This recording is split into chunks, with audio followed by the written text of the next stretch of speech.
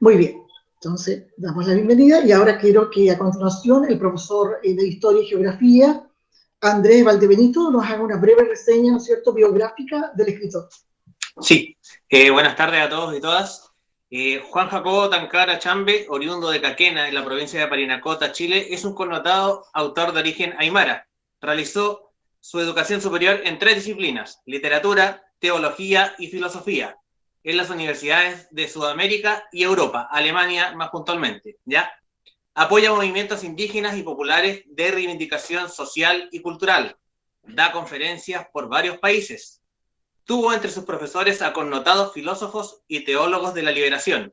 En el ámbito literario, Vestigios de Montaña es su tercera obra. Ha escrito también ensayos y estudios académicos en las áreas de su formación.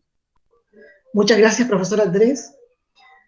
Bueno, hoy día tenemos, ¿no es cierto?, este conversatorio que lo estábamos, ¿no es cierto?, hace mucho tiempo planificando. Tenemos, ¿no es cierto?, la presencia del escritor, tenemos un contacto con Alemania, ¿ya? Y hay otros invitados que también tiene el escritor. Hay un grupo de alumnos que han tenido la oportunidad de leer algunos de sus relatos, y hay una gran cantidad de profesores que yo he invitado, especialmente profesores del Departamento de Historia, de Lenguaje. Hay profesores que pertenecen al proyecto de integración, está el jefe de la unidad técnica, los 2 jefes técnicos, y nuestros alumnos, ¿ya? Y por lo tanto, hoy día vamos a disfrutar, ¿no es cierto?, de este libro. Yo me recuerdo haber participado en el lanzamiento del libro, pero no lo pude disfrutar porque estaba ocupada en otros menesteres ese día. Y justamente ese día nuestra amiga Fidelia Martinetti, ella escribió una reflexión hermosa con respecto al libro, ¿no es cierto?, Vestigios de Montaña. Fidelia tiene mucho más experiencia y ha trabajado en su colegio con gran cantidad de alumnos, con cursos completos. Nosotros hemos trabajado con un grupo pequeñito, porque nuestro deseo es que el próximo año, cuando se den las condiciones, replicar esto con los cursos de enseñanza media y colocar este libro, ¿no es cierto?, dentro de nuestro plan lector. Ya tenemos una cantidad de ejemplares que hemos adquirido, vamos a adquirir otros para que nuestros alumnos puedan tener estos textos.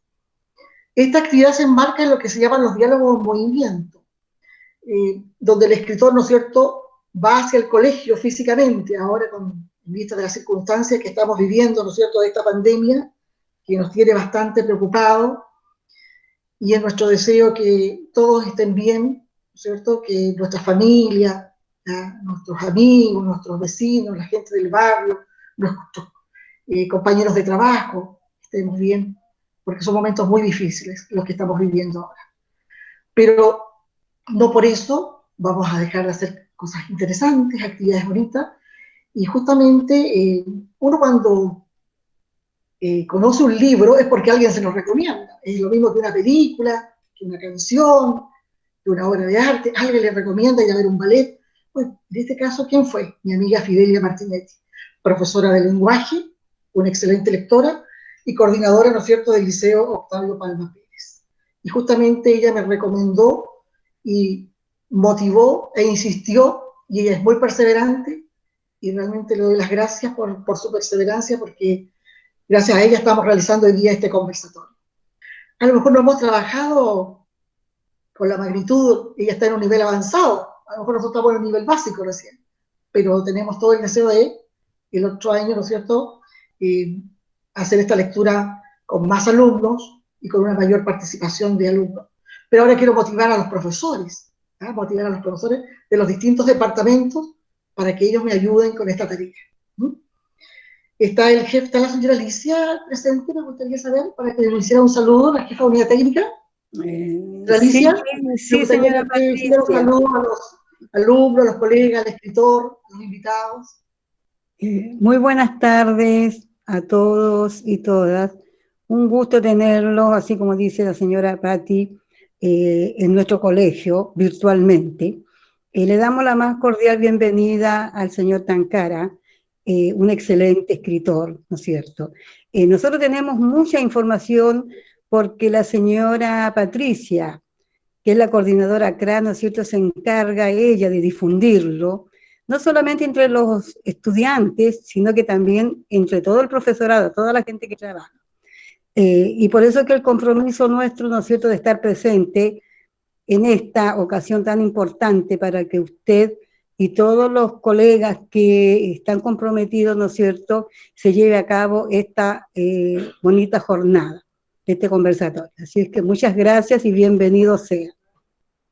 Muy bien, muy bien. Bueno, yo voy a leer unas palabras cortitas que me encantaron y las hago mías, ¿no es cierto?, escribió mi amiga Fidelia, que cuando uno lee este libro, ¿no es cierto?, Vestigios de Montaña, en realidad crea en uno un profundo sentimiento de valoración hacia la mirada del hombre andino. Realmente ahí uno empieza a valorar y ver, ¿no es cierto?, que es un libro que le amplía la mirada a uno, haciéndola comprender la riqueza de la tierra, la importancia del paisaje, de su belleza, su exuberancia, la importancia del pastorío, la protección de los animales y de la exquisita comunicación de los niños de esos pueblos con la naturaleza. Y realmente uno queda como encantado, ¿no es cierto? Es una especie de biografía de la historia de una familia que tiene que emigrar, ¿no es cierto?, del campo, de Parinacota, ¿no es cierto?, hacia la ciudad de Arica. Y es una historia, ¿no es cierto?, con una serie de recuerdos, ya reflexiones, reminiscencias, ¿ya? Y ahí el personaje Eliseo, ¿vale?, que tiene esa mirada contemplativa, dice, y nostálgica. Yo quiero invitar bueno, aquí a una autoridad que ha estudiado y ha leído todo, ¿no es cierto?, quiero invitar a mi amiga Fidelia Martinetti, colega y coordinadora CRA del Liceo 1, para que ella intervenga y nos dé, ¿no es cierto?, una referencia con respecto al libro Vestigios de Montaña. Ella tiene una experiencia riquísima, porque ella lo ha trabajado a fondo con sus alumnos. Fidelia. Hola, colega, buenas tardes a todos. Me siento realmente emocionada de estar conversando con ustedes y gracias a Dios estamos bien en casita. Espero que nadie tenga a nadie enfermo en su familia, ¿no? Buenas tardes, Jacobo, buenas tardes, niños. Y estamos en esto moviendo los libros en este tiempo de colegio en casa, de liceo en casa. La verdad es que yo pienso que es un tiempo para realmente que los niños tomen el libro y empiecen a desarrollar ya el hábito de empezar a leer y bueno, siempre converso con Patricia de la experiencia que tenemos en el Liceo A1 con los escritores regionales. Hemos trabajado bastante, hemos trabajado con Luis Seguiel, los tambores de Doménico, hemos trabajado también con el profesor José Morales, romancero andino, también las historias que tiene de La Pampa, y ahora estamos con Juan Jacobo. Es un libro que habla de Parinacota, es un libro nuestro porque es un libro que cuenta el viaje de una familia que es de arriba y tiene que bajar a vivir a la ciudad, porque acá en la ciudad están las oportunidades de trabajo, está todo. Entonces, a mí, la verdad es que yo trabajé primero este libro, que es Murallas de Piel, que es como el que le sigue. Bueno, no como, es el que le sigue, lo publicó primero, ¿verdad, Juan Jacobo? Y después publicó Vestigio de Montaña, pero lo que a mí me fascinó es el personaje, es decir, yo me encanté con este niño, que es como un diario de vida, porque es la historia de un niño que llega a un internado y que tiene que alejarse de su mamá y de su familia. Bueno, este niño llegó al internado con toda una vida antes, tenía toda una vida en la provincia de Parinacota. Y la verdad es que nosotros en el liceo tenemos muchos niños aymaras, y me daba cuenta que los niños me decían, profesora, yo comía queso de cabra cuando iba a las vacaciones, profesora, me gusta el cocho, yo conozco esos animalitos, mi abuelita tiene una casa allá, etcétera. Entonces, es una vivencia, los niños están leyendo y están recordando las vivencias propias, las vivencias con sus abuelitos, las vivencias en las vacaciones. Entonces, bueno, desde el punto de vista, o bueno, de la parte emocional, porque ustedes saben que una obra de arte, primero, es todo emoción. O sea, a mí me llega el libro cuando realmente cala, lo siento, vivo las emociones del personaje.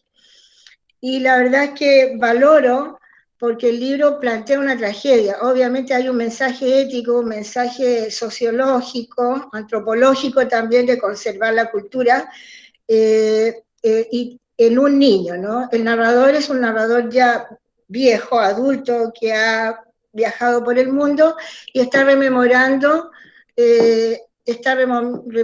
la vida de este niño aymara. Y este niño aymara que tiene que venir a la ciudad con todo lo que significa llegar acá, insertarse en un ambiente distinto, porque ellos se levantan temprano a pastorear, se acuestan temprano, se alumbran con una vela, y valoro también, pienso, cuando el libro dice una parte, viene con una cita de Van Kessel, de un doctor importante que tiene estudios aymara, y habla él de los vencedores y los vencidos, quiénes son los vencedores y quiénes son los vencidos, ¿no? Y que la historia la escriben los vencedores, por lo tanto es otra historia de la historia real. Pero dice acá, la historia la escriben los vencedores y los vencidos, parecieran no tener una los vencidos.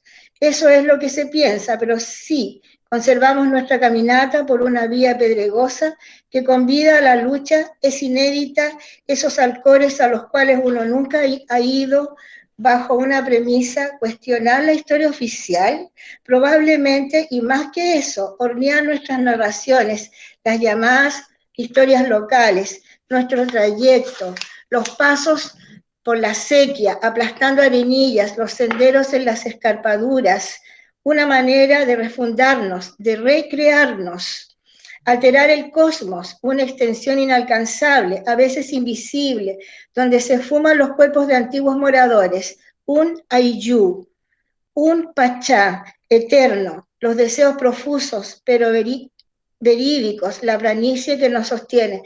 Entonces, se ha escrito la historia. Se pregunta igualmente al final del libro, sigue el narrador contestando este planteamiento, esta premisa, ¿no? Pero yo pienso la situación de todos los que tienen que emigrar y de salirse de su tierra, dejar su casa, dejar sus animalitos, ir a vivir a un lugar distinto, un lugar que donde a uno no lo tratan bien. Entonces me pongo en el lugar de todos los emigrantes, no solamente en el emigrante aymara. Yo vengo de familia inmigrante, mis abuelos, mis nonos se vivieron con la guerra, sufrieron bastante, y la verdad es que mi abuelo vivió toda su vida acá en Chile, pero nunca dejó de hablar de su tierra, nunca dejó de ser italiano y nunca dejó de hablarme de las castañas que comía en invierno, nunca dejó de hablarme de los Alpes. Entonces a mí me llegó realmente mucho, sobre todo que es este niño que va contando todo lo que fue pasando, que tuvo que dejar todo lo que él hacía diariamente, ¿no? Salir, ir a la barranca, ir a esos lugares lindos, meditar en los riscos. Y tiene, aparte de eso, obviamente la parte del lenguaje, la parte estética, tiene muchas palabras que son aymara, entonces uno va aprendiendo. Y uno aprende también de toda la cosmovisión aymara, porque está contando de cómo se relacionan con los cerros, cómo ven el universo en las noches, qué es lo que está toda la parte mítica, porque qué significaban las estrellas, si uno miraba mucho un lucero, significaba que a lo mejor iba a tener muchos hijos, etc.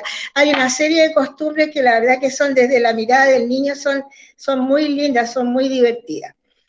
No sé qué más decirle, colega, a los niños les gusta, principalmente les gustó las aventuras de Murallas de Piel, y después acá ellos vieron, se destacaron mucho, la compararon también, porque el niño de acá es discriminado, y ellos también, que son aymara, o tienen amigos, compañeros que son totalmente aymara, de familias aymara, y ven cómo son ahora, ¿no? Qué tanta discriminación hay ahora.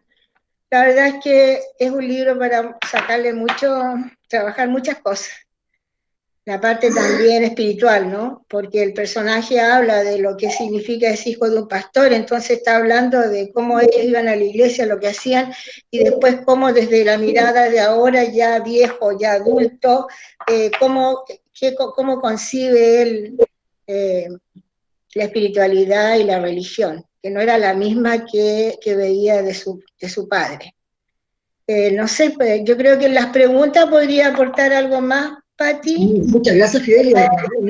Muy bien, excelente, amiga. Y estuvo muy bien la intervención. Pero la idea es que ellos, yo pienso que ellos se vayan encantando con todas las vivencias que son más de ellos, ¿no? O sea, independiente de la parte espiritual, si por ejemplo la historia del perro que tienen que dejarlo, o sea, lo hacen morir, después de cómo se fue despegando de su familia, y también está todo como sustrato, bueno, están las aventuras y está todo como en forma ya, en forma más de segunda lectura, tercera lectura, todo el planteamiento filosófico, espiritual y de la cosmovisión aymara. Muchas gracias, Nina. Excelente, excelente. Hay que recordar que nosotros tuvimos la oportunidad solamente de leer 4 narraciones, 4 relatos, ¿ya? Porque no tenemos acceso al libro físico porque no podemos, por esto de la pandemia, no podemos ir a la biblioteca, es complejo. Leímos Humedales y Chilcas, Quebradas y Pastizales, La muerte del perro y Los muros del adiós. Y bueno, con el desafío de que los alumnos lean el libro completo, ¿no es cierto? Y que realmente se puedan beneficiar y motivar en esta lectura. Hay que recordar que este no es un libro de acción, ya no es un libro de acción, no es un libro de amor, es un libro, ¿no es cierto?, que pertenece a la literatura testimonial, es el testimonio, ¿ya?, de una familia que tiene que emigrar de un lugar a otro y todo lo que tiene que pasar, ¿cierto?, todos los cambios tremendos que tiene que.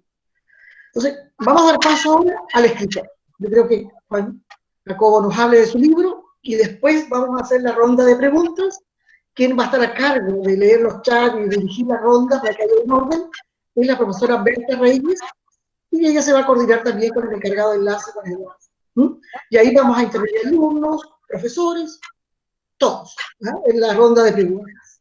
Libre, pueden hacerlo a viva voz o pueden poner su pregunta en el chat, ordenadito. Así que doy la bienvenida y doy el paso, ¿cierto?, aquí a la autoridad que nos tiene que hablar del libro, que es el profesor Juan Jacobo, y él está lejos, él está en Costa Rica, él nos está hablando allá de la tierra peruana, de Huancayo, ¿ya? Así que imagínate, tenemos una persona en Alemania que está conectada, el escritor que está en Huancayo. Así que bienvenido y adelante, Juan Jacobo. Aski Haipukipana, Giratanaka, Cuyacanaka, ¿no? Cujamastasa, Nayaja, Juan Jacobo, Tankara Chambe, Satatua, Caquena, provincia Parinacota, Marcana, Yuiritua. Muy buenas tardes, estimados profesores. Yo agradezco mucho la generosidad de ustedes, no la amabilidad que han tenido de invitarme y poder hablar de la obra. Realmente para mí es un gran privilegio, es un placer poder remitirme a ustedes, ¿no? Y también especialmente pensando en los estudiantes, en este prestigioso liceo Leonardo da Vinci. Bueno, me voy a hablar un poco de la obra, creo que eso me corresponde. Efectivamente, como dice la profesora Salfati, Patricia Salfati, esto es una novela testimonial, ¿no? Pienso que, bueno, yo no me considero propiamente tal un escritor, ¿no?, sino alguien que quiere compartir, ¿no?, y que ha tenido una experiencia, yo diría una experiencia como muchos de nosotros, ¿no?, con el lenguaje. Yo tengo una experiencia íntima con el lenguaje, un recorrido de casi gran parte de mi vida con el lenguaje. He estudiado materias, carreras que tienen que ver con el lenguaje, ¿no?, teología, o filosofía, o crítica literaria. Entonces, el lenguaje es nuestro instrumento de trabajo, nuestra herramienta para trabajar, ¿no? Y debido a esto me pareció importante hacer un modesto aporte a Parinacota. Yo estaba muy interesado en encontrar una literatura parinacotense, novelas de Parinacota, y las hay, no muchas, pero existen, y me pareció oportuno, con toda modestia lo digo, de poder contribuir, sumar un granito de arena más, como decimos, ¿no?, coloquialmente, a esta producción literaria de Parinacota. Y yo les decía, ¿no?, y lo que me atrajo para hacer literatura es la experiencia. Bueno, en la literatura, como dicen, ¿no?, los escritores, uno siempre termina hablando de uno mismo, ¿verdad? No obstante, me parece que la experiencia de la familia que se narra en Vestigios de Montañas es una experiencia de muchas familias aymaras. Y finalmente, aunque la experiencia sea personal, sea familiar, sin embargo, también refleja la experiencia de toda una migración de un pueblo, de todo este tema que significa el desarraigo, de movernos en otra cultura y aprender esa otra cultura. Y con esto paso a un segundo punto, ¿no? Que es el tema del lenguaje, que siempre me parece un tema bastante interesante, porque hay algunas posiciones aymaras, que yo respeto mucho, por supuesto, que consideran, ¿no?, el idioma, el castellano, como un idioma colonial. Sin embargo, yo pertenezco a una generación de aymaras que ya hemos asumido el castellano también como nuestra lengua para expresar nuestros sentimientos. Con esto no digo que no se recupere el aymara, y es un desafío que tenemos en Chile, no solamente el aymara, bueno, en el norte, Parinacota, en Arica, etcétera, en Iquique, pero en general los idiomas de pueblos originarios. Pero el castellano, como le llamamos, o el español, como dicen los europeos, o como dicen en España, el español, ya es una realidad, ¿no? Y nosotros tenemos que apropiarnos de este idioma, y es lo que hago, ¿no? Tengo que hablar de este tema porque hago literatura en castellano, aunque tiene algunas frases en aymara, algunas palabras en aymara. Sin embargo, la literatura que hago es en castellano, porque ya es el idioma que hemos asumido. Hemos transcurrido en un proceso de transculturación, podríamos decirle, no sé si es precisa esa palabra, en el cual nos hemos reapropiado del idioma, y hay que reapropiarse del idioma para expresar también nuestros sentimientos, y además para poder comunicarnos, sin renunciar con esto al tema de la recuperación de la aymara. Nuestra generación ha sido una generación que se le quería enseñar a avergonzarse de su cultura, de su idioma. No es como ahora, que ahora se da valor, y tal vez los jóvenes ahora ya no ven eso, ¿no?, de la discriminación. Pero en la década del 70, 80, especialmente, existía una especie de discriminación, y eso tiene que ver con la historia de Arica Parinacota, porque Arica Parinacota corresponde al mundo andino, al mundo macro andino, y también era territorio peruano. Entonces, el tema del nacionalismo, si uno lee la historia de Arica Parinacota, es muy fuerte aquí, justamente porque hay una especie de afán de distinguirse de lo que es peruano, especialmente, y con todo lo que significó, ¿no?, la ocupación, ¿verdad? Es una historia, bueno, los profesores de historia ya lo enseñan, ¿verdad?, lo que significó la ocupación chilena hasta Lima, y después la administración en Tacna, y finalmente se entregó, iba a haber un plebiscito en la década del 20 del siglo XX, para ver un plebiscito sobre la situación de Arica, pero finalmente nunca se desarrolló. Y en fin, entonces era un conflicto nacional, ¿no?, entre naciones, entre Perú y Chile. Y los aymaras y los pueblos originarios al medio, ¿no? Muchos aymaras se identificaron más con Perú, otros se identificaron más con Chile, en fin. Entonces, lo que quiero decir es que fue una zona de mucho conflicto, y me parece que eso podría ser una de las razones de la discriminación, ¿no?, a los pueblos indígenas, porque se dudaba de su filiación nacionalista, ¿no? Es decir, estos son, o qué son, ¿no? Como decía Van Kessel en sus estudios, Van Kessel, ¿no? Juan Van Kessel, este antropólogo, sociólogo holandés, que trabajaba en Iquique, etc. Se sospechaba de la aymara, ¿no? ¿Qué son los aymaras? ¿O serán peruanos? ¿O serán aymaras? ¿O tal vez son chilenos? ¿Qué son? Entonces se duda un poco de la fidelidad nacionalista de la aymara en ese tiempo, y hasta mucho tiempo después. Entonces me parece que eso podría explicar un poco la discriminación que existía, ¿no? En fin, el aymara es una cultura, aunque el concepto aymara para nombrar a un pueblo no es muy antiguo, sin embargo, son herencias, ¿no?, culturales, territoriales muy antiguas, ¿no? Tienen mucho más antiguo que Chile. De tal manera que es una cultura muy, muy fuerte, y por eso también persiste y resiste, y se va a reconstituir, ¿no?, según lo que postulamos. De tal manera que pienso que la novela, la literatura que modestamente expongo, pretende mostrar, ¿no?, apenas una faceta, apenas una pequeña muestra, ¿no?, de lo que significa todo este proceso, que es histórico, que es social, y que es, puedo resumir, ¿no?, este proceso de la migración, este proceso de asumir, este proceso transcultural, de asumir otra cultura, este proceso de reapropiarse de un idioma extraño hasta hacerlo nuestro, y reapropiarse para transformarlo y usarlo como un instrumento también de nuestra literatura, de nuestra cosmovisión, de nuestro pensamiento.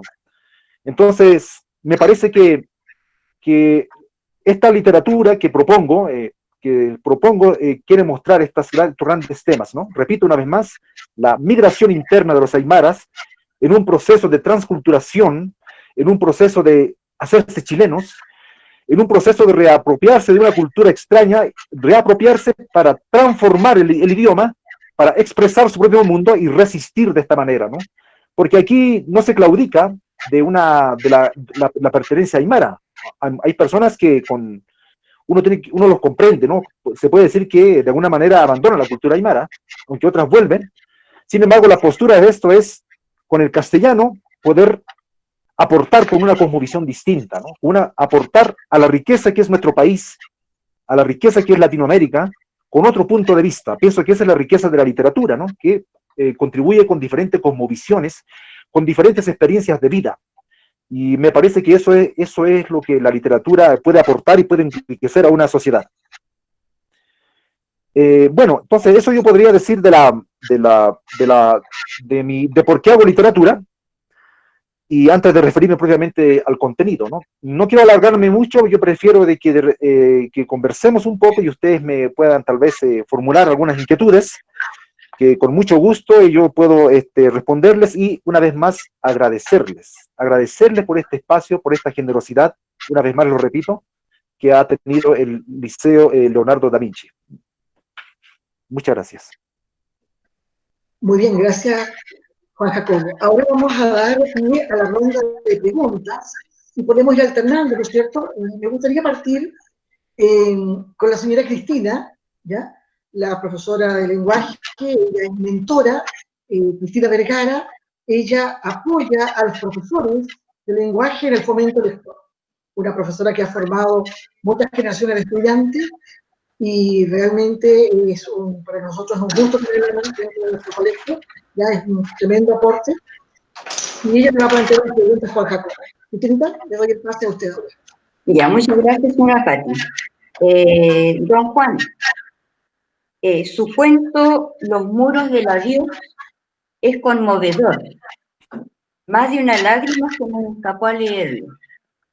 ¿Pensó usted cuando lo escribió en la carga emocional que llevaban sus palabras, sobre todo al final cuando dice aquellos muros ahogaron su voz para siempre? Esa es mi primera pregunta. Muchas gracias, profesora Cristina. Bueno, como les decía, esta es una novela testimonial y hay una experiencia de vida ahí, pero también he visto que es la experiencia de muchos niños que no tuvieron la oportunidad de criarse con sus familias, porque en el caso de este personaje Eliseo, su mamá tenía que trabajar en el Valle de Azapa, mucha migración, tanto interna como externa. En ese tiempo, en la década del 80, las personas que migraban, quiero decir, trabajaban en el Valle de Azapa, especialmente las personas de origen aymaras o quechuas. Entonces la mamá de Eliseo va a trabajar al Valle de Azapa y deja al niño en un internado de menores y ahí se despide de ella, ¿no? Claro, en Murallas de Piel y Silencio, aquí tengo la novela, disculpe que lo muestre, pero así para ilustrar un poco, narra la experiencia de Eliseo, ¿no? En el internado de menores en Arica. Entonces, en Los muros del adiós es la despedida de Eliseo y su madre, de su madre y Eliseo, y ya no se verán más, ¿no? Porque la mamá iría a fallecer en el trabajo, en su trabajo en Azapa. Entonces prácticamente era una despedida definitiva, ¿no? Entonces por eso es que me inspiré en ese cuento, porque hay despedidas que son despedidas finales, ¿no? Que nunca más vas a ver a la persona, entonces son despedidas bien fuertes, ¿verdad? Entonces, yo hace poco un amigo, y Aymara también de Guayatire, falleció con este tema del virus, ¿no? COVID. Y yo hablé con él en la mañana, ¿no? Y nunca pensé que me estaba despidiendo para siempre de él. Pero al final, bueno, uno no se despide para siempre, ¿no? Porque siempre uno lo tiene presente en los recuerdos, en la memoria, y justamente la literatura que propongo es un esfuerzo por rescatar la memoria. Estas memorias que pueden ser dolorosas, que pueden ser complicadas, pero hay que rescatarlas, porque son memorias que nos pueden ayudar, ¿no? Existe por ahí un discurso que dice, ¿no?, que no hay que acordarse del pasado, etcétera, ¿no? Claro, en el ámbito más político, pero pienso que la memoria es muy importante. No es que uno viva del pasado, pero la memoria a uno le permite muchas cosas, ¿no? Siempre hay cosas pendientes en nuestras vidas, y la literatura viene a ser, como lo decíamos en anteriores ocasiones, viene a ser como una terapia, pero también es una forma de replantearse, ¿no? Nuestra reivindicación, nuestro futuro, replantearnos como personas, como comunidad, como pueblo. Bueno, pero sin ir más allá, respondiendo a su pregunta, es en ese contexto que escribí este capítulo y ese cuento, ¿no? Porque los diferentes relatos de Vestigios de Montañas se pueden leer también de modo independiente, como un cuento independiente. Sin embargo, leyendo todos juntos, en el orden que se sugiere, también es una novela. Es más o menos como yo lo considero, ¿no? Bueno, digamos que yo no le pongo novela, pero bueno, sí, para encajarlo en algún lado, ¿no? Para hacerme entender, ¿verdad? Es una novela testimonial, podemos decir. Claro, muy bien, muchas gracias Juan Jacobo por su respuesta. Señora Cristina, usted nos indicaba por el chat que tenía una segunda pregunta también. Sí. Sí. No sé si la puedo hacer de inmediato. Puede hacerla de inmediato, ningún problema. Hay algo que a mí siempre me ha preocupado, sobre todo en la juventud, que son niños que viven al día, no preguntándose realmente quién soy yo. Les causa risa a lo mejor preguntarse eso. Y como educadora y como docente creo que es de vital importancia fomentar la búsqueda de nuestra verdadera esencia, nuestro sentido de ser, nuestro origen, nuestra historia, nuestro sentido de pertenencia y arraigo, valores que usted transmite en sus relatos. ¿Qué mensaje podría usted enviarle a los alumnos y a las personas que están presentes sobre la importancia de estos valores en nuestras vidas, considerando también las circunstancias de este confinamiento que hemos estado llevando y que nos ha conducido a priorizarnos como verdaderos seres humanos? Muchas gracias. Realmente es una pregunta muy importante la que usted hace, profesora. Pienso que el principal valor de la cultura aymara, y yo no soy representante, no para nada, de la cultura aymara, sino soy uno más, pero que algo aprendido de la cultura aymara, me refiero a toda esta historia, de cual nos hemos hecho cada vez más conscientes, como les digo, y pienso que uno de los valores más importantes es la defensa de la vida. Y esto quizás no es una cosa privativa de la cultura aymara. Pienso que son de todos los pueblos, ¿no? Bueno, de todos los pueblos en general. Pero la vida está secuestrada, lamentablemente, ¿no? La vida está secuestrada en un sistema económico. La vida está secuestrada en una racionalidad que no es racionalidad, sino es irracionalidad. ¿Qué significa esto? Que la vida se ha puesto solamente como un medio, como una herramienta más para la acumulación de riqueza. Y no se lo ha puesto como el fin último. Y pienso que esto lo enseña también la ética cristiana, lo enseña las culturas, ¿no? Digo una cosa general, pero esto hay que desglosarlo, ¿no? Hay que desglosar esta idea. Y eso es lo que es la cultura aymara, ¿no? Un desglose de esta idea de cómo se defiende la vida. Las personas aymaras están hablando siempre de la Pachamama, no como una cosa, como un objeto al cual se le puede exprimir la riqueza, como se está haciendo ahora, ¿no? Sino como una madre que nos alimenta, nos nutre, nos protege, nos cuida, y eso es la vida, es vivir respetando a la madre naturaleza. Y de eso se trata también en la cultura aymara. Y por otro lado, de no solo vivir de manera individual, sino aportar a la comunidad. Porque el otro tiene que vivir para que yo pueda vivir, ¿no? Si el otro o la otra, cuando me refiero es la otra persona, el mundo cristiano dirán el prójimo, el jaque, la otra persona en Aymara, jaque, tiene que vivir para que nosotros podamos vivir. Desmond Tutu, este obispo sudafricano que luchó contra el apartheid en Sudáfrica, decía, yo vivo si tú vives. Entonces tenemos que necesariamente afirmar la vida de la otra persona. No, la cultura aymara entonces no es uno de los valores que defiende también es no arrasar con la otra persona, sino respetar la vida de la otra persona. Es decir, nuestro mundo no es una competencia salvaje a muerte. Nuestro mundo, estamos llamados a ser hermanos y hermanas. Es por eso que nosotros saludamos, ¿no?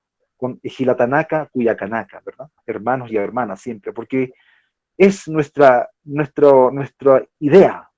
No es solamente una idea, sino es un ideal que quiere hacerse práctico. Es decir, somos hermanos finalmente, somos hermanas finalmente, y debemos aprender a convivir, no matándonos unos a otros, no guerreando unos contra otros, no quitándole la vida a la otra persona, es decir, no a la guerra, no a la violencia, sí a la vida, ¿no? Esto ya no es privativa de la cultura aymara, como les decía, pero esos son los pueblos originarios, es la defensa de la vida, ahí se resume todo, así por decirlo de manera directa al grano, ahí se resume todo, la defensa de la vida, ¿no? Y por lo tanto no podemos estar de acuerdo, y es aquí donde viene la dimensión política, no en el sentido de politiquería, de partidos políticos, no en el sentido de, como hacían como escribía, ¿no? Platón sobre los sofistas, ¿no? Refiriéndose a su maestro Sócrates, ¿no? A los sofistas, ¿no? Que con el lenguaje envuelven, no. Aquí se trata de hablar de cosas que son muy concretas, muy reales, ¿no? La defensa de la vida es una cosa corporal. La Pachamama es cuerpo, no es una cosa abstracta, no es una cosa concreta. Y eso, otro de los valores de la cultura aymara es considerar el mundo concreto, ¿no? Por eso que en vez de hablar de un determinado conocimiento, digamos, con lo que llaman también la ciencia, que es muy importante, por supuesto, especialmente en la medicina, pero se habla de la sabiduría, y la sabiduría es cómo aprender a vivir la vida de manera concreta. Entonces se puede resumir que esos son los grandes valores de la cultura aymara, ¿no? La defensa de la vida, y les decía, entramos en una dimensión política porque al defender la vida tenemos que enfrentarnos necesariamente, o sea, no que íbamos a confrontarnos con violencia, no digo eso, sino que estamos en la vereda opuesta, quiero decir, con aquellos sistemas, ya sean de cualquier índole, socialistas, capitalistas, que niegan la vida del ser humano, que ponen al ser humano como medio para producir cualquier otra cosa, ¿no? Cuando ponen al ser humano como para sacrificarlo, para producir otra cosa, que no sea, o sea, cuando el fin, la centralidad no es el ser humano, sino es la acumulación de riqueza, o es el poder, o es el Estado por encima del ser humano, llámese con cualquier nombre.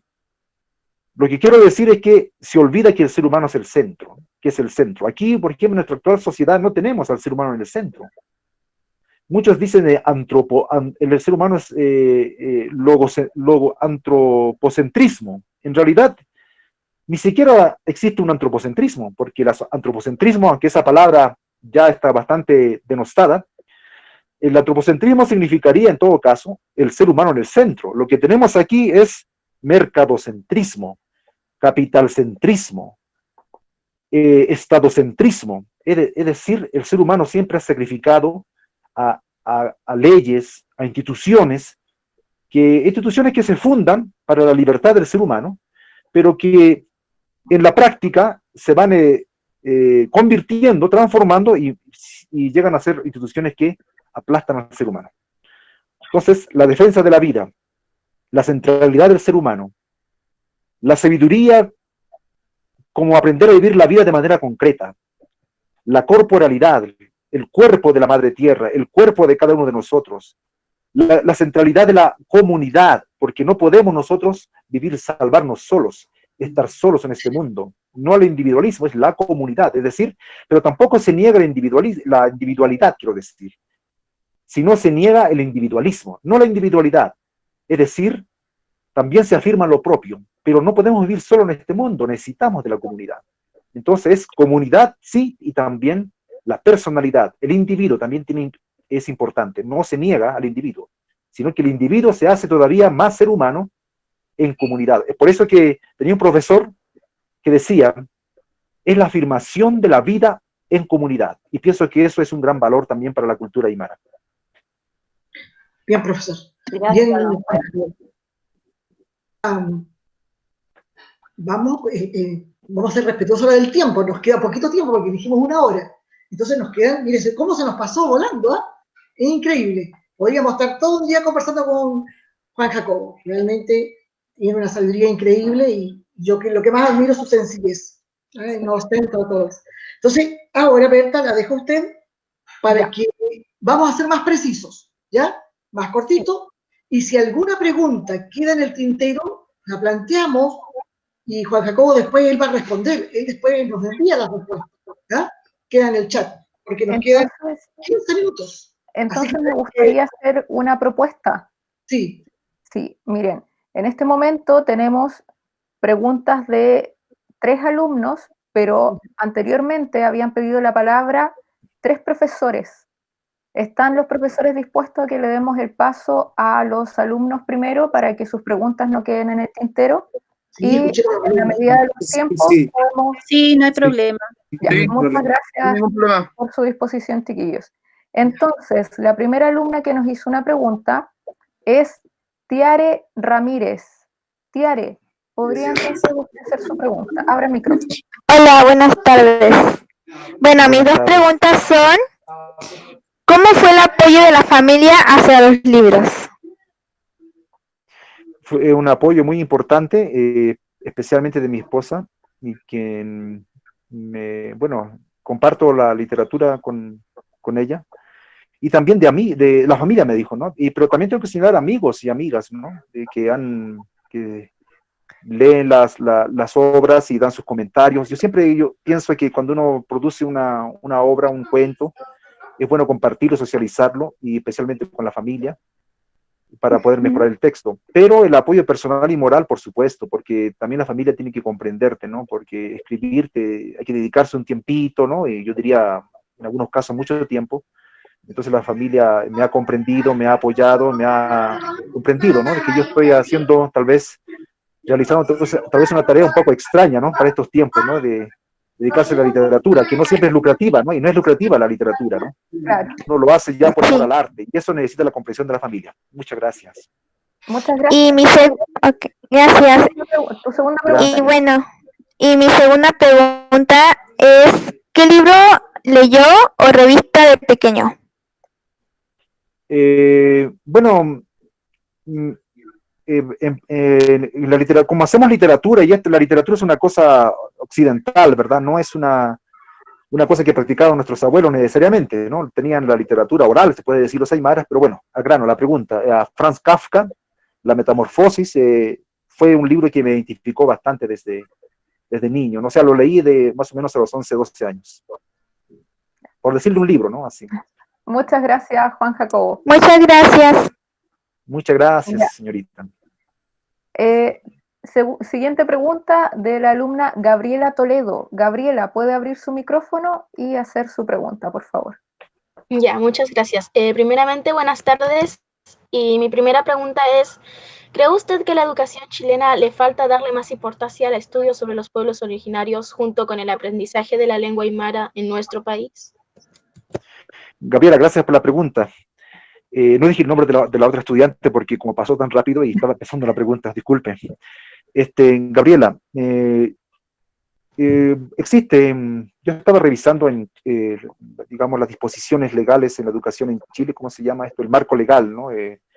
Para la educación intercultural, y existe, yo creo, una iniciativa bastante interesante de parte del Estado.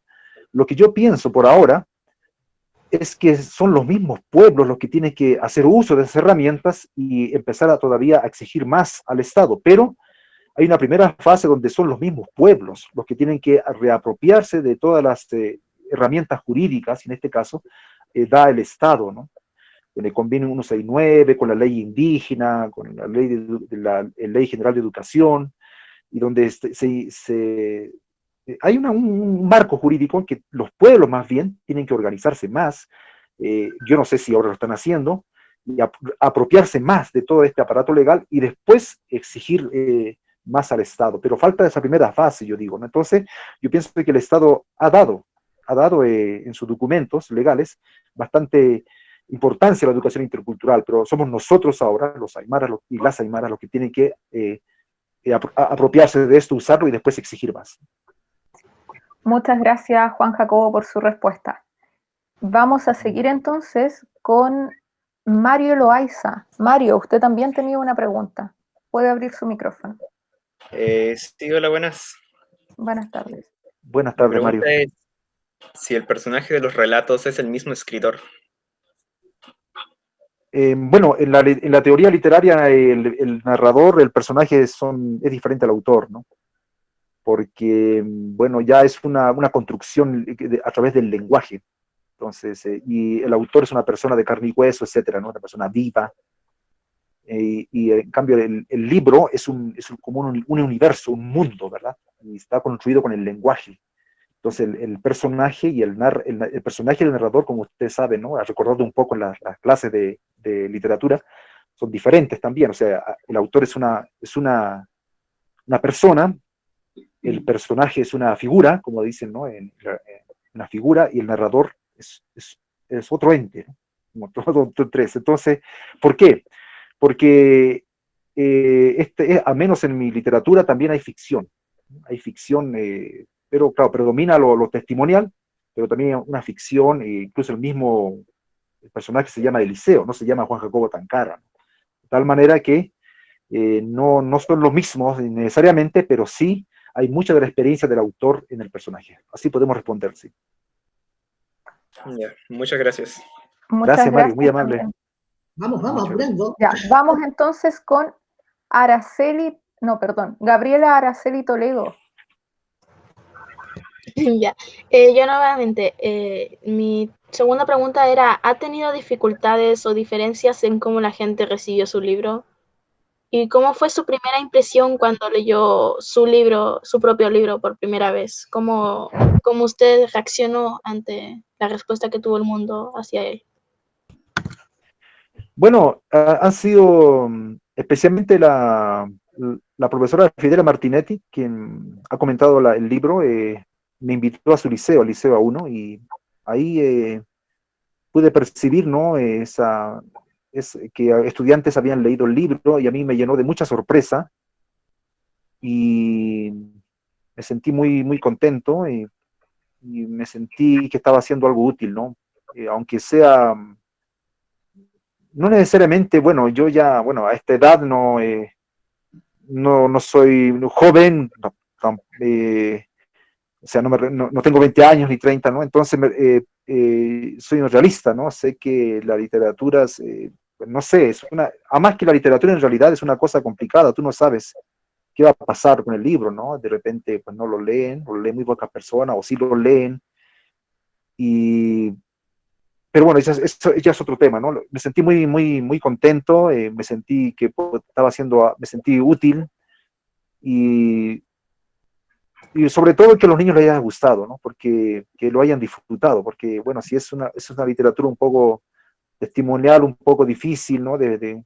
Humanamente hablando, sin embargo, igual hay un esfuerzo, espero haberlo logrado, un esfuerzo con el lenguaje, para que también el lector pueda disfrutar, ¿no? Porque la literatura también tiene su estética del lenguaje, ¿no? Entonces se diferencia de un documento, ¿no? Científico, y las personas tienen que disfrutar la lectura. Entonces me pareció que eso también hicieron los estudiantes, y eso me llenó de mucha satisfacción. Gracias, Gabriela, por la pregunta. Muchas gracias. Muy bien, Entonces, le vamos a dar el paso muy brevemente a Gabriela Yanque, luego va a seguir Nicolás Mamani y va a terminar Anay Moyo, ¿sí?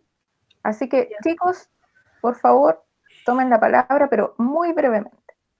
Hola, buenas tardes. Yo le quería preguntar cómo se siente usted al escribir sus libros, ya que uno cuando los lee se siente como si nosotros estuviéramos en el libro, porque el lenguaje de los libros que utiliza actualmente los jóvenes lo entendemos bien, y es como que nos sentimos identificados con el libro y simpatizamos con el libro y a la vez se hace entretenido y eso.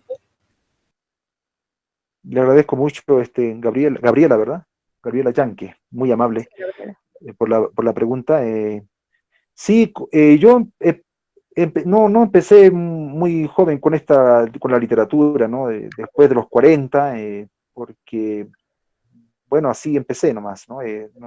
Y antes, mucha lectura, mucho viaje y mucha experiencia con el lenguaje, de tal manera que tenía profesores en teología, yo estudié teología, entonces que eran teólogos latinoamericanos y teólogas latinoamericanas, y siempre me enfatizaban que hay que escribir de una manera muy sencilla para que las personas puedan entender, ¿no? A veces escribo también textos, otro tipo de texto que muchos me dicen no es un poco complicado, pero la literatura tiene que ser necesariamente sencilla y hay que esforzarse, y es un desafío, no, Sí. es un trabajo eso, ¿no? De hacerlo accesible el lenguaje para las personas, para que un joven lo pueda entender, ¿no? Sí, Y la literatura tiene que hacerse entender. creo en ese Sí, sentido, gracias. Juan Jacobo, que su literatura cumple con ese perfil. Los chicos pueden acceder fácilmente a lo que usted está narrando y poder emocionarse también con ello. Vamos a dar el pase a Nicolás ahora. Nicolás Mamani. Ya, hola, buenas. Primero, felicitarlo por su libro, me terminó gustando mucho. Y yo le tengo más que todo un comentario, porque no me cuestioné mucho el libro, sino más que todo como que asimilé, porque yo soy un ascendiente aymara, mis dos padres son del campo, y me dio como que una conexión más grande a lo que son las historias que ellos me contaron, de cómo fue su vida allá, o de cómo se sentía el campo, en vez de, ¿cómo decirlo? En vez de imaginarme el libro, fue como que vivir lo que mis padres vivieron en su juventud, el cómo ellos se tuvieron que haber sentido y cómo se sentía ese gran paso de lo que es el campo, un ambiente diferente a la ciudad, que es un ambiente totalmente nuevo, y en esos años donde había una discriminación a lo que son los campesinos, por así decirlo. Muy bien. Gracias, Nicolás. Le agradezco mucho, ¿no? Por haber leído el libro, realmente me honra, ¿no? Que personas como usted y los niños puedan leer esta literatura. Realmente yo como autor estoy muy agradecido. Y bueno, ya el libro lo pertenece a, como se dice, ¿no? Comúnmente ya pertenece a los lectores lo abordan como ellos deseen, o algunos ven un asunto quizás más antropológico, otros se quedan más con el trabajo con el lenguaje, si es que lo logré, ¿no? Y bueno, entonces, como digo, escribir un libro es un desafío, y después es una gran sorpresa, ¿no? A algunos no les gusta, a otros les gusta más, otros, bueno, en fin, pero pienso que lo importante a veces es terminar los libros, ¿no? Y claro, y hay un diálogo intergeneracional, me parece. Y claro, los libros siempre pertenecen a una época, ¿no? Quizás ahí depende cómo son los libros, ¿no? Algunos logran trascender su tiempo y otros se quedan en su época, ¿no? Y solo le hace sentido para determinada generación. Después ya viene una generación nueva que busca otro tipo de literatura, y todos vamos siendo historia al final, ¿no? Claro. Muchas gracias, Juan Jacobo, y muchas gracias también a Nicolás. Anay, gracias, Nicolás. Moyo, tienes unas preguntas. Yo creo que ahí ya empezaríamos a cerrar. Hola, buenas tardes. Mis dos preguntas serían, ¿ha cambiado algún final después de escribirlo? ¿Y tiene pensado escribir otro libro? Anaí, muchas gracias por la pregunta y por el interés. Los finales, bueno, cambiar los finales, dice, ¿verdad? Claro, uno siempre tiene que pensar un poco cómo puede terminar el libro, ¿no? Porque a veces también pueden ser finales muy aburridos, tal vez no muy... Si es un gran trabajo con todo el libro y termina un final, como decimos en Chile, ¿no? Coloquialmente, un final fome. Entonces hay que darle un final un poquito agradable. y que sea también algo que pueda llenar, satisfacer al lector. Pero claro, uno no escribe necesariamente, bueno, se dice que uno no escribe para los lectores, hay que escribir para uno mismo, para empezar, ¿no? Pero cuando uno va a publicar un libro, igual piensa un poquito, ¿no?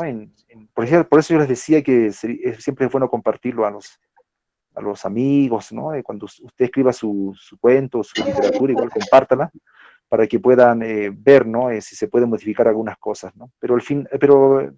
Pero cuando son testimonios a veces no hay mucho que buscar, ¿no? Porque la vida te va diciendo, ¿no? Qué partes, ¿no? Y qué conviene para terminar un libro. Y bueno, escribir más libros, no sé, después de los 40, como les digo, me ha dado un fuerte interés por escribir libros, no sé qué, escribir literatura, no, es una cosa que no lo puedo controlar, ¿no? Es como una necesidad, a la vez como un placer, y yo creo que sí, porque es una pasión la literatura. Pero no sé si voy a publicar, pero sí quiero escribir. Pero nunca se sabe, ¿no? Porque a veces uno escribe una cosa y siente que no es como para publicar, más bien es un uso más personal. Entonces, solamente quiero señalar la diferencia entre escribir un libro y publicarlo. Creo que escribir es una cosa, publicarlo es otra cosa muy distinta, porque uno lo escribe para uno mismo. Como les decía, en mi caso es más que nada como una terapia. Eso podría responderle, estimada Anaí. Muchas gracias. Muchas gracias, igual. Ya. ¿Hay algún otro alumno que tenga una pregunta que no se haya respondido aún? Para darle el pase rápidamente. Bueno, Sara, haga su pregunta, por favor. Hola, buenas tardes. Yo quería preguntarle de cómo se inició su interés por la literatura. Yo creo que por mi padre hacía poesía, escribía himnos. Mi papá fue pastor evangélico. Entonces, nosotros somos evangélicos, y en la niñez fui evangélico. Y de tal manera que mi papá leía la Biblia constantemente. Y a mí me interesó también leer la Biblia. Así como lo hacía también Gabriela Mistral, ¿verdad? Entonces, en la Biblia hay todos los géneros, ¿no? En la Biblia hay poesías, salmos, historias, hay mandamientos, consejos, cantos, géneros, una multitud de géneros hay en la Biblia, ¿no? Y bueno, es un español ya de siglos pasados, al menos lo que usábamos nosotros, y mi papá incluso hablaba, ¿no? Con ese español, ¿no? De que usaba el os, ¿no? Vosotros sois. De tal manera que por ahí creo que me vino el interés por la literatura, y que a mi papá le gustaba contar mucho, narrar. Pero eso sería la parte, digamos, una parte. La otra parte es también el aporte de mi madre, porque mi madre, no sé, era una persona muy, ¿cómo le puedo decir? De pensamiento complejo, yo diría, porque no solamente es el lenguaje, es el contenido, y sobre todo la nostalgia. Uno siente una nostalgia tan grande que no haya que hacer con eso. La nostalgia, ¿no? Y de tal manera que hacer un arte, pienso que un poquito uno le permite aliviarse, porque es un peso, una pena, así, no es una pena necesariamente, es una nostalgia. En el caso de mi madre era una nostalgia mezclada con pena, con tristeza. Y creo que me heredó eso. Y no hay otra forma de aliviarla que de hacer literatura, hacer arte. Ya, gracias. Muchas gracias por ese testimonio, Juan Jacobo.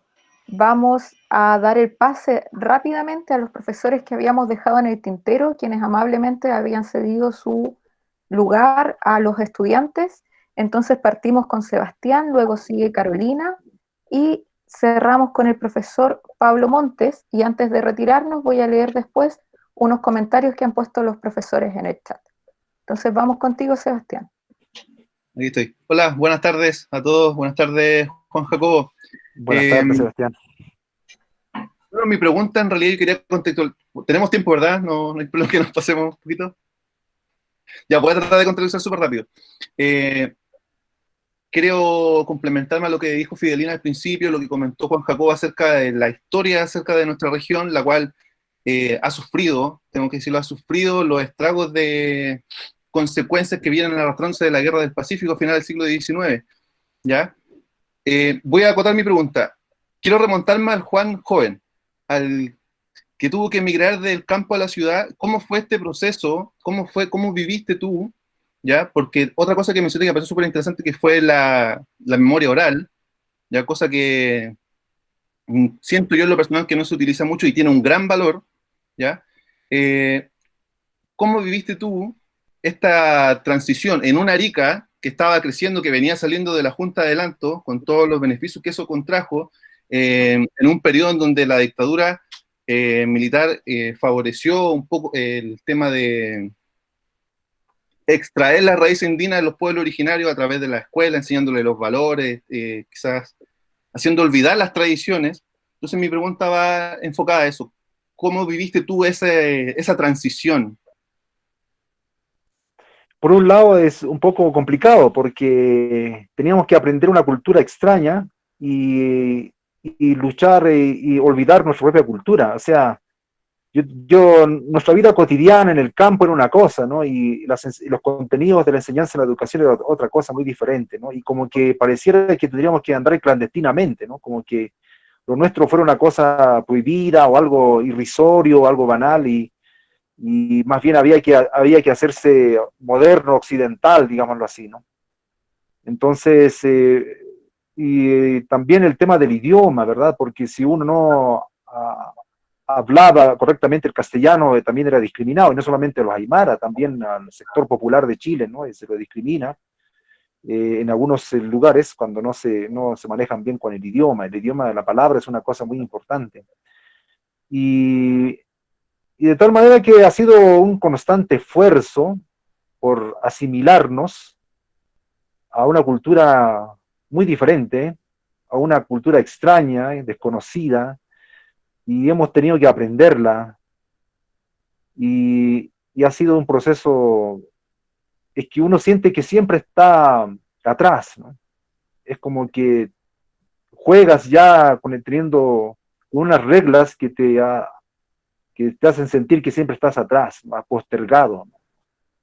Entonces, el color de la piel también era otro detalle, un gran detalle, ¿no? Parece banal, parece una cosa estólida, una tontería, pero cuando uno es niño eso parece que pesa, ¿no? Tu apellido, tu origen campesino, vienes quemadito ya desde el altiplano, y particularmente en esta zona, ¿no? Como les decía, era una zona de conflicto armado, y donde tenías que decidirte, ¿no? Si eras chileno o eras peruano, ¿no? Y con esto, ¿no? O sea, el Estado-nación, incluso el Estado peruano, y esto lo digo, no lo digo yo, sino lo dicen otros hermanos indígenas, están fundadas lamentablemente sobre la discriminación racial, ¿no? En Estados Unidos vemos ahora que el racismo está a la orden del día, hoy en día en Estados Unidos, ¿no? Supuestamente el país más cristiano, el país más democrático, el país más de derechos humanos, como se dicen, ¿no? Ellos mismos.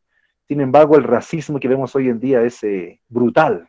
Entonces, ya no me da vergüenza de hablar de este tema, porque existió, y yo no sé si existe todavía, pero eso es un proceso, ¿no? Que lo podría compartir, profesor. Muchas gracias. Gracias a usted, muy amable. Juana Carolina y Pablo, muy cortito, por favor, para no seguirnos pasando.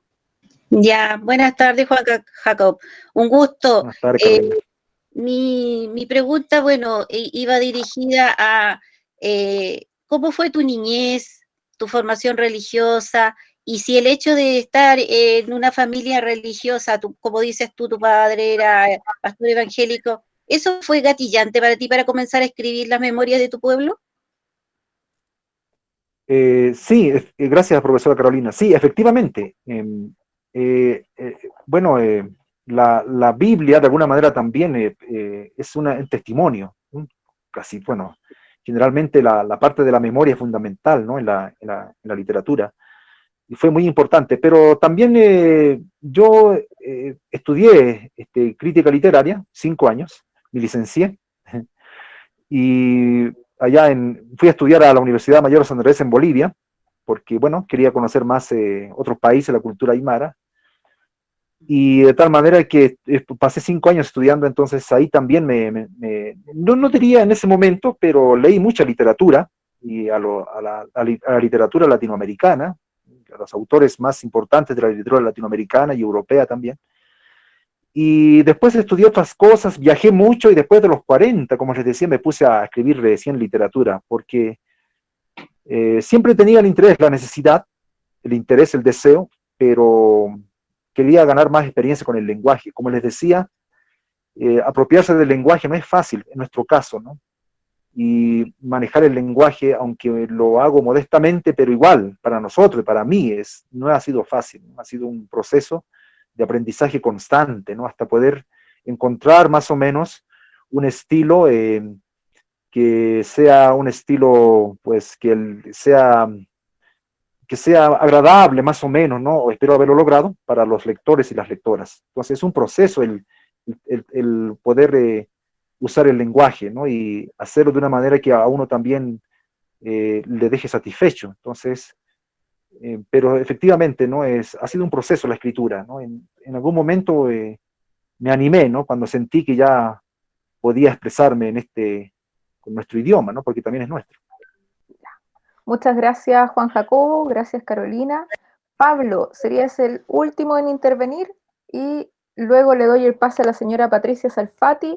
Los saludos y felicitaciones que nos han llegado por el chat se las vamos a hacer llegar, Juan Jacobo, a través del correo electrónico, para que usted pueda conocer también las otras opiniones que han tenido quienes están en el conversatorio. Pablo, tu turno, Juan Jacobo y Patricia para cerrar. Hola, Juan Jacobo. Buenas tardes, Pablo. Buenas tardes. Mi consulta tiene que ver con los desafíos metodológicos que se vienen en el ámbito de la academia, de las universidades, para rescatar los valores aymara. Porque tenemos una ciencia occidental con sus conceptos y con su estructura. Entonces eso también puede ser una problemática, como también puede ayudarnos a entender los valores aymara. Pero entonces, en ese sentido, en ese contexto, ¿cuáles serían los desafíos metodológicos que usted ve? Bueno, una pregunta muy difícil, yo no sé si logro comprender todo, ¿no? A ver, voy a intentar responder y le pido disculpas anticipadamente si no satisfago a su inquietud. Yo pienso que una cultura viva tiene que recrearse, reinventarse, como dice, ¿no? La reinvención de tradiciones, así se dice, ¿no? En los estudios de antropología o de sociología, ¿no? Reinvención de tradiciones. Entonces pienso que existen cosas, los valores que hablábamos en un comienzo, que son fundamentales, ¿verdad? Y por supuesto la lengua, ¿no? La lengua, ¿no? Es necesariamente, y ahí mi generación está en mucha deuda, porque nosotros más bien nos avergonzaban de la aymara, ¿no? Ahora se valora mucho la aymara, a mí me sorprende. Antes, ¿no? Antes, a mi papá que hablaba era aymara hablante, nativo, o sea, aprendió como segundo idioma el castellano, mi papá. Entonces él hablaba en aymara y los mismos otros aymaras les decían don Juan, porque también se llamaba Juan Crisóstomo, no hables idiomas de los indios, decía, ¿no? Tenemos que ser civilizados, le decían. Entonces, ahora y hay que recuperar el idioma, hay que lograr eso en las futuras generaciones, ¿no? Que se hable fluido en el idioma aymara. Pienso que eso es clave, ¿no? Por un lado. De ser bilingüe, no hay ningún problema. Hay mucha en Europa, qué sé yo, en el norte de Noruega, ¿no? Y la gente habla con mucha naturalidad el noruego y el inglés, se manejan. Entonces yo creo que eso, quizás nuestra generación no, la generación mía es la que olvidó el idioma casi, ¿no? Pero ahora viene una nueva generación que las condiciones políticas han cambiado, deberían recuperar el idioma. Los valores, ¿no? Porque uno puede tener el idioma, pero igual se puede hablar aymara, pero se puede ser individualista, mezquino, contaminante de la naturaleza. De hecho somos pecadores en ese aspecto, ¿no? Por ser el lenguaje cristiano. O cometemos un error, porque bueno, la palabra pecado significa errar el blanco. Entonces nosotros nos equivocamos. De tal manera que los valores, no solamente el idioma, sino los valores, que ya los comenté. Y por último, pueden haber más, pero ya para hacerlo corto, hacer corta la respuesta, digo, la reinvención de tradiciones. O sea, no podemos quedarnos solamente con prácticas del pasado, sino que tenemos que reinventarnos hacia el futuro, replantearnos, relanzarnos, reconstituirnos como pueblo, ¿no? Es por eso que yo invito a los aymaras, ¿no? Que van a escuchar seguramente después o ahora esto, que hacer asamblea constituyente en el pueblo aymara, en las comunidades, ¿no? Para poder constituirnos como pueblo, ¿no? Y eso es una tarea pendiente que yo veo en Parinacota, que todavía está pendiente. Yo sé que el pueblo se está reconstituyendo, pero todavía falta hacerlo de manera más decidida. Muy bien, excelente. Mire cómo se nos ha pasado el tiempo. Yo dije, imagínense, dijimos 45 minutos, después dije 1 hora y tuvimos mucho más. Estuvieron conectadas más o menos 41 personas en un momento, me parece que en un momento ya está 42, no sé, ya conectados. Pero le agradezco a todos, le vamos a hacer llegar todo lo del chat a Juan Jacobo por el tiempo, ¿no es cierto?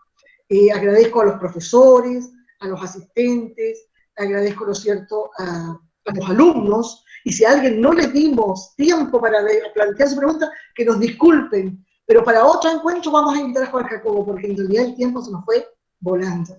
Juan Jacobo, muchas gracias, realmente te agradezco, fue una jornada impecable, armoniosa, suave, ¿tá? Nos dimos el tiempo de disfrutar y de escuchar tu respuesta, y bueno, muy buenas preguntas también plantearon los chiquillos, así que agradecida. ¿Ah? El Colegio Leonardo da Vinci, ¿no es cierto?, nuestra unidad técnica, la dirección de nuestro colegio, el CRA, te agradece, Juan Jacobo. Disculpan todas las personas que no les dimos el tiempo para hacer su pregunta, por favor, ¿ya? Un abrazo, cuídense, un abrazo grande, y bueno, yo hoy día justo leí un texto de la Biblia, del libro de Hechos, que dice que hay más felicidad en dar que la que recibir, y hoy día hemos recibido realmente un banquete de lindas expresiones, ¿no es cierto?, de tantos valores que tenemos que hacerlos carne en nuestras vidas. Así que muchas gracias. Gracias, Giselle, desde Alemania, a los otros invitados que se conectaron de otros lugares, ¿ya? Muchas gracias a todos.